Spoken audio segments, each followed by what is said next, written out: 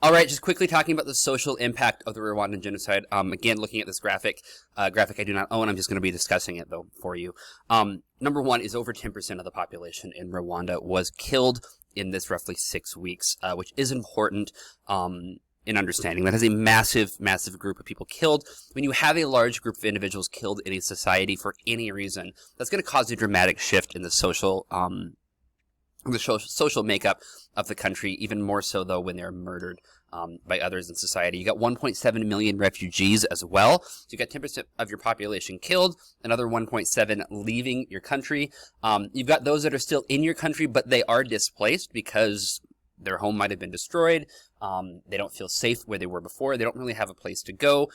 You've got a lot of men who are killed, so homes are now headed by women, which is going to be shifting that social structure, moving from that more traditional kind of women at home, men out in the farms aspect, because there are not the men to work in the farms.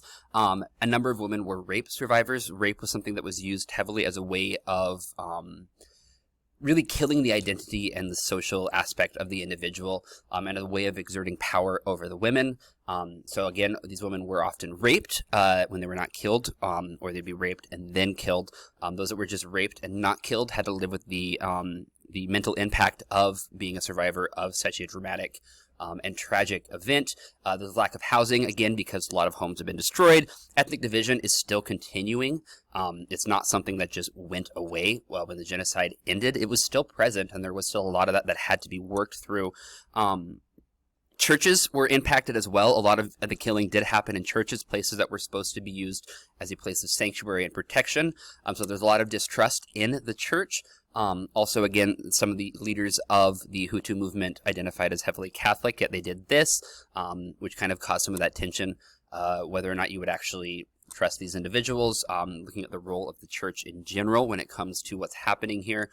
Could they have done more? Yes or no? Schools are closed. Teachers had either been killed or teachers had fled the country, so you don't have individuals to actually work in there. Hospitals are lacking the individuals that they're needed to actually partake in life-saving services that hospitals provide. So really the important thing to understand is every single aspect of Rwandan society was impacted.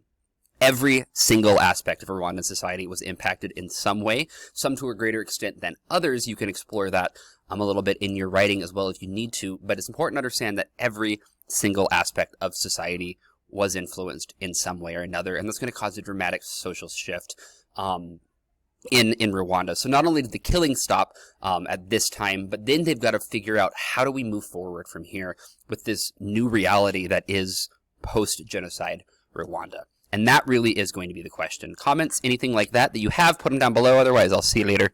Good luck.